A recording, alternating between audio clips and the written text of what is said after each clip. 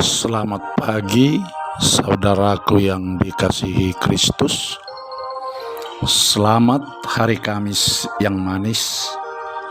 Di pagi hari yang cerah ini, mari luangkan waktu kita untuk bersekutu dengan Tuhan. Kita bernyanyi dari buku nyanyian HKBP nomor 474, bait yang pertama, bila Yesus bersamaku.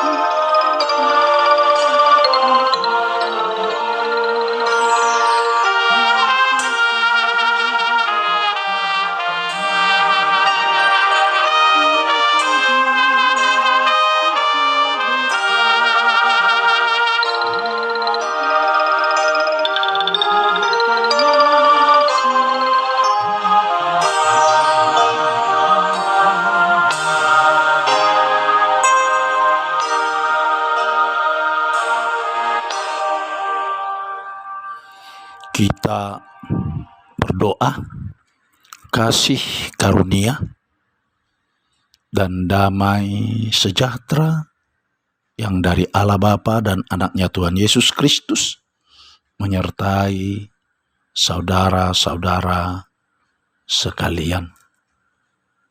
Amin. Firman Tuhan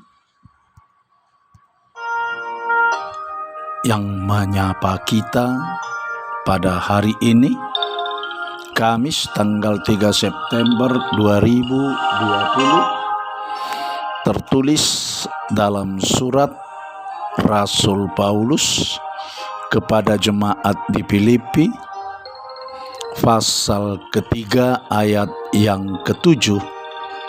Demikian dikatakan di dalam firman Tuhan. Tetapi apa yang dahulu merupakan keuntungan bagiku, sekarang kuanggap rugi karena Kristus. Hingga di sini pembacaan kita akan firman Tuhan. Saudara yang dikasihi Kristus Yesus Tuhan kita, setiap terjadi sebuah pembaharuan, pasti akan mengikut adanya perubahan di dalam pembaharuan tersebut. Demikian juga dalam nats renungan kita ini yang terjadi dalam hidup Rasul Paulus. Dahulu, sebelum Rasul Paulus mengenal dan mengikut Kristus, dia bernama Saulus, seorang Yahudi asli suku Benyamin, dan telah mengenyam pendidikan tinggi tentang ajaran agamanya. Dia dari golongan kaum Farisi. Dia sangat menjunjung tinggi dan menghormati kemurnian ajaran agamanya. Bahkan boleh kita katakan mempertuhankan ajaran agama tersebut, sehingga dia mempersetankan ajaran yang lain. Oleh sebab itu, dia harus membunuh dan membasmi ajaran yang lain itu, yaitu kekristenan, hingga ke akar-akarnya.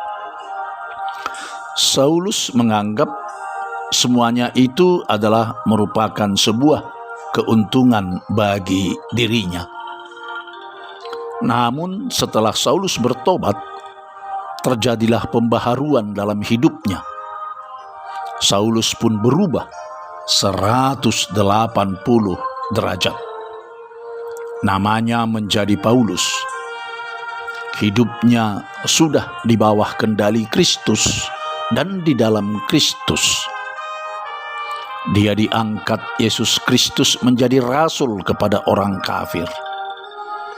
Setelah dia hidup di dalam Kristus dan Kristus hidup di dalam dia, maka dia sadar bahwa apa yang dikerjakannya dahulu sebelum dia mengenal Kristus adalah sebuah kerugian besar.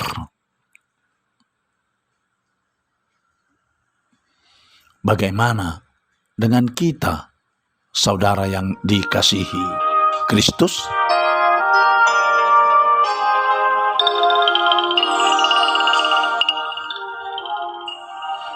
Mungkin kita tidak pernah mengalami sebuah peristiwa seperti yang dialami oleh Rasul Paulus.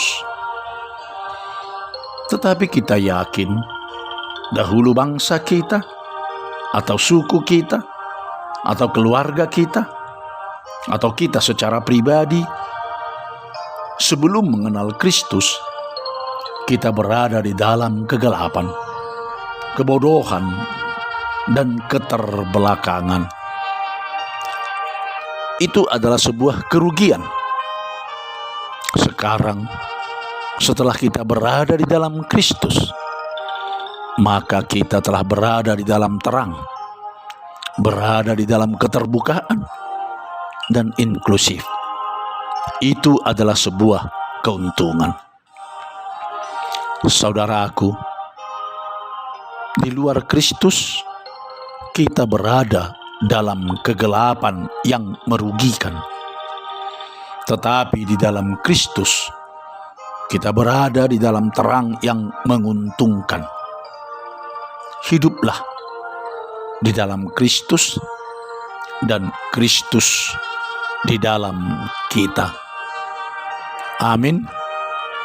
Immanuel, Horas. Kita berdoa. Tuhan Allah, Bapa kami yang di sorga, Engkau Bapa yang baik dan kekal. Bapa yang kami kenal dalam Kristus Yesus Tuhan kami. Pada pagi hari ini, kami datang menghampiri hadirat-Mu dengan doa kami. Puji, syukur, dan terima kasih kami naikkan padamu Tuhan, atas segala berkat dan karunia yang telah Tuhan curahkan pada kami, pribadi lepas pribadi. Firman-Mu telah menyapa kami di pagi hari ini, bahwa hidup di luar Engkau, ya Yesus Kristus Tuhan kami, adalah kerugian. Tetapi bila kami hidup di dalam Engkau, ya Yesus Kristus Tuhan kami, itu adalah keuntungan bagi kami. Tuntun hidup kami Tuhan dengan firman kebenaran-Mu, agar kami selalu hidup seturut dengan kehendak-Mu.